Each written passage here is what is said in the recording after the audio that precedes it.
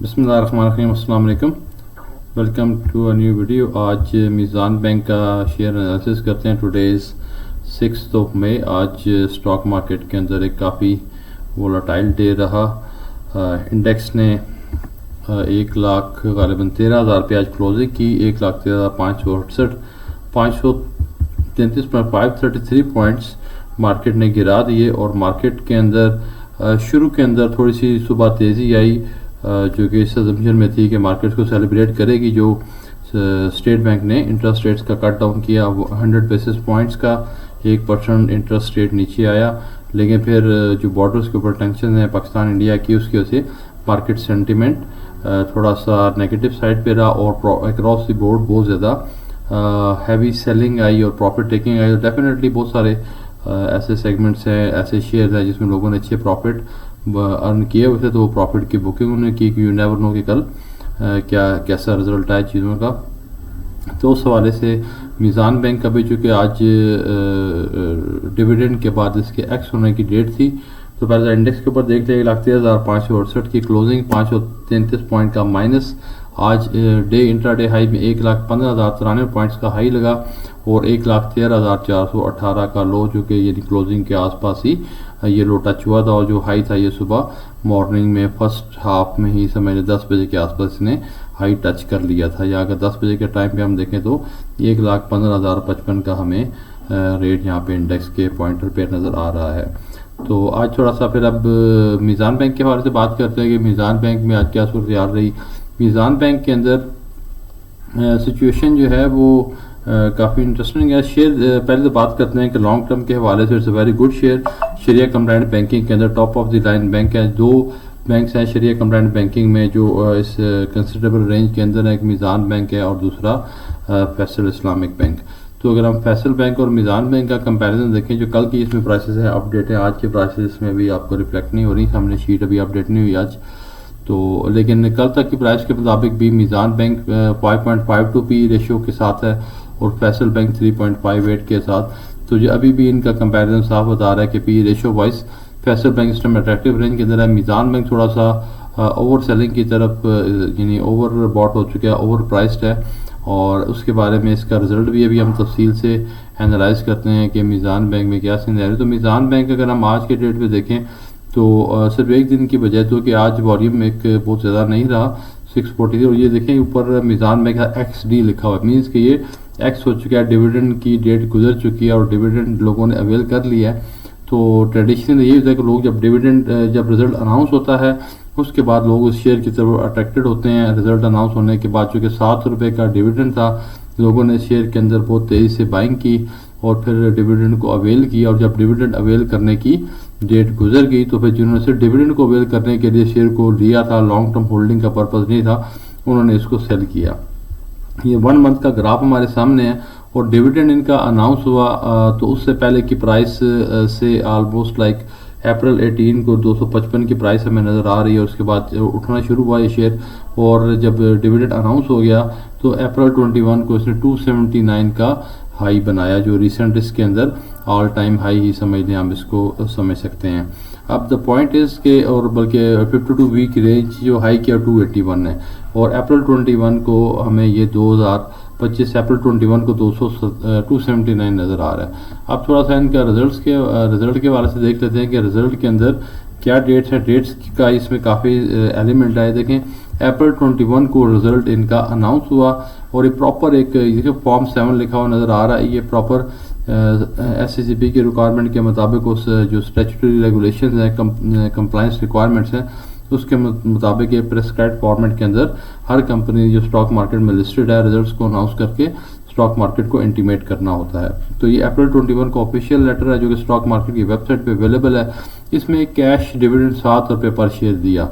अब जो 7 रुपये पर शेयर डिविडेंड है इसको अवेल करने के लिए डेट्स के ऊपर नज़र मारते हैं, फिर ग्राफ के ऊपर देखते हैं कि क्या हुआ, ताकि हम नेक्स्ट टाइम इस तरह की एक्टिविटी में इन चीज़ों को भी हम अच्छी तरह नज़र में रख सकें।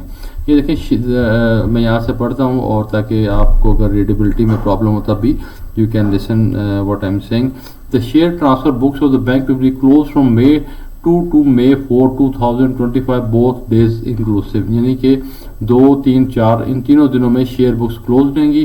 तो transfer received at our share registrar address mentioned at the close of business on April 30th will be treated in the time for the purpose of the above entitlement to the transferee, यानी 30 अप्रैल तक जो share जो हैं जिसके नाम bye हो जाएंगे उनके पहुंच जाएंगे तो वो उसमें अवेल करेंगे। 2 तारीख से लेकर 1 मई चूँकि हॉलीडे था और 2 से लेकर 4 तक बुक्स क्लोज रहेंगी और 5 मई को एक्स होकर दोबारा से वो शेयर की ट्रेडिंग शुरू होगी।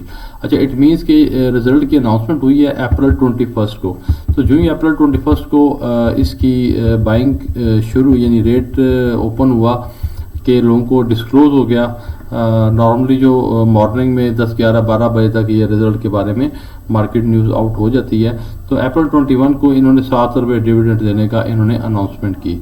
अब इसको हम ग्राफ के ऊपर ज़रा देखते हैं ताकि हमें नज़र आए कि एग्जैक्टली मार्केट कैसे इन डिसीजंस के मुताबिक रिएक्ट करती है। ये मार्केट में देखिए 18 तारीख को 255 का रेट था, इनके बिफोर एक्स तकरीबन यानी बिफोर अनाउंसमेंट डिविडेंड ये रेट था, लेकिन जो ही डिविडेंड अनाउंस हुआ तो April 21 की क्लोजिंग हमें 279 की नज़र आ रही है यहाँ पे, ठीक है। और उस दिन वॉल्यूम भी देख लें 540 यानी 5.4 मिलियन 54 लाख शेयर का कारोबार हुआ है और आज के दिन में आप देख सकते हैं 6,43,000 सिर्फ शेयर का कारोबार है। तो मार्केट ने बहुत एग्रेसिवली बाइंग की और 255 का जो शेयर था वो सिर्फ डिविडेंड को अवेल करने के लिए 279 पे आ गया, यानी 55 से लेके 79 को आप चेक कर लें कि ये क्या सीन था। अगर किसी ने अच्छा देखिए, मैं हमेशा ये कहता हूँ जो डिविडेंड की वैल्यू को देखा करें कि 7 रुपये डिविडेंड लेने के लिए 255 का जो शेयर था, सपोज आप एक बंदा 270 के ऊपर इसको बाय कर लिया, उसने 280 पे बाय कर दिया, उसके लिए माइट भी अब जब ये रिवर्स हुआ है अगर ये दोबारा से जो 55 का शेयर है अपने उसी लेवल पे आके दोबारा गिरता है तो उसने 255 यानी 270 पे भी अगर बाय किया हुआ है, 275 पे बाय किया हुआ है तो 5 रुपये आपने 5 रुपये यहाँ से बना लिए, 7 वहाँ से बना लिए, लेकिन जब 279 के बाद शेयर गिरता है तो माइट भी को 20 रुपीज़ गिर जाए तो आपने उतना गेन नहीं किया होगा जितना आपने उसको सेल किया होगा, डिविडेंड को वेल किया। तो उसके लिए स्ट्रेटेजी जो मेरे जहन में है वो ये है कि यूं ही अनाउंसमेंट हो नज़र रखें रिजल्ट पे और रिजल्ट वाले दिन ही कोशिश करें या उससे एक दिन पहले चेक कर लें। अगर तो मार्केट ऊपर की तरफ जा रही है तो it mean there is some inside news के रिजल्ट अच्छा आने वाला है और मार्केट ऊपर जा रही है, यानी इसको स्टार्ट में लें और जो ही डिविडेंड के एक्स होने की डेट हो, जो कि इस केस के अंदर यहाँ पे हम चेक करते हैं April 30 अप्रैल को बुक्स जो है वो लास्ट डेट थी जो उसके अंदर आएंगी। जब T+2 की हमारी इस टाइम पॉलिसी है स्टॉक मार्केट की, जो 28 को ट्रांजेक्शन होगी वो 30th को जाके बुक्स के अंदर नजर आएगी।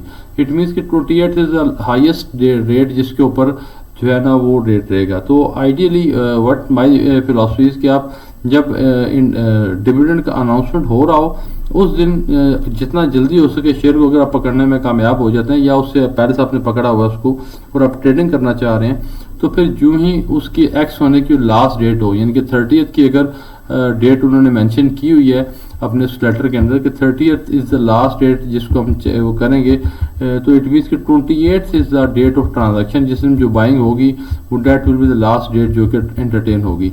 तो 28th ही वो डे होना चाहिए जिस दिन आप अगर आपने डे ट्रेडिंग कर रहे हैं तो 28th को ही आप सेलिंग करके बायर हो जाएं। तो इट मीन्स कि आपने 277 के ऊपर जो इस टाइम रेट हमें नजर आ रहा है 275 समवेयर अगर आपने इसको सेल कर दिया, क्योंकि अब उसके बाद कंटिन्यूसली शेयर नीचे आ रहा है और फर्दर और मेरी जम्शन है कि नीचे आएगा, माइट भी कि और काफ़ी नीचे आ जाए। Anyhow it's all up to you कि आप किस तरह मैनेज करते हैं और डिविडेंड और रेट अपसाइड कितना और डाउन साइड कितना होगा उसका आसान सा है कि आप ये चेक कर लें कि शेयर रिजल्ट अनाउंसमेंट से पहले किस लेवल पे था और कितना ऊपर जाता उससे आप ये सारे गैस वर्क है, एग्जैक्ट कोई चीज़ नहीं होती, future is not a predictable one, लेकिन गैस वर्क डेफिनेटली कैलकुलेशन के मुताबिक होता है। दूसरा इशू ये है कि इंटरेस्ट रेट्स उस टाइम कुछ और थे, अब रिसेंटली मार्केट में मॉनेटरी पॉलिसी की अनाउंसमेंट हुई, स्टेट बैंक ने जो 1% कट किया है चंद सेक्टर्स के लिए तो अच्छा बेनिफिशियरी लाइक सीमेंट सेक्टर उसके लिए अच्छा है, ऑटोमोबाइल्स के लिए अच्छा है और ओवरऑल बिजनेस के लिए कॉस्ट ऑफ डूइंग बिजनेस नीचे आएगी, वो अच्छा साइन है। बट चूंकि कमर्शियल बैंक्स का कंटिन्यूसली इसकी वजह से जो जिसे वो कहते हैं स्प्रेड होता है, बैंकिंग स्प्रेड, उनके लेंडिंग का और डिपॉजिट्स के ऊपर जो रेट्स होते हैं उसमें उनका मार्जिन भी स्क्वीज हो रहा होता है, श्रिंक हो रहा होता है। तो यूजुअली इंटरेस्ट रेट जब नीचे आता है तो जो बैंक है उनके भी प्रॉफिटेबिलिटी मार्जिन के ऊपर हिट हो रही होती है, और स्टेट बैंक की तरफ से जब रेट्स नीचे आते हैं तो बैंक्स के भी रेट्स को नीचे आने की एक्सपेक्टेशन होती है। दो कि हमारी स्टॉक मार्केट इन फंडामेंटल्स के अलावा भी मूव करती है, और चूंकि अभी तो इसलिए इस मीज़ान में करंटली 3 एलिमेंट इकट्ठे हो गए हैं। एक एक इसका डिविडेंड अनाउंस हुआ, डिविडेंड एक्स हो गया। अब जिन लोगों ने डिविडेंड अवेल कर लिया वो शेयर से निकलना चाह रहे हैं, वो सेलिंग कर रहे हैं, प्रॉफिट बुक कर रहे हैं। अगेन प्रॉफिट से रात में डिविडेंड अवेल कर लिया ना, अब वो सेलिंग साइड पे हैं। दूसरा एलिमेंट आया कि जो इंडो पाक टेंशन है बॉर्डर के ऊपर, उसकी वजह से भी इनके ऊपर सेलिंग का प्रेशर, सारी मार्केट के साथ इनके ऊपर भी सेलिंग का प्रेशर है। और तीसरा जो ये स्टेट बैंक की तरफ से इंटरेस्ट रेट कट है। तो तीनों चीज़ें जब इकट्ठी मल्टीप्लाई होती हैं तो उसने अपना इम्पैक्ट दिखाना है, और हम ये अज्यूम कर सकते हैं कि ये उस टाइम जो है अप्रैल 18 को जो रेट था 255 माइट भी उसको दोबारा ये उस लेवल पे टच करे। लेकिन अगर आपने उससे लॉन्ग टर्म होल्डिंग के लिए रखा हुआ तो nothing to worry about. Long term के लिए मार्केट में चंद जो सेफेस्ट 3 शेयर्स है उनमें मैं एक मीज़ान बैंक को भी रेट करता हूँ, और 2-3 जो अच्छे स्क्रिप्ट्स हैं ओबियसली इसमें एनर्जी सेक्टर के काफ़ी अच्छी कंपनीज हैं।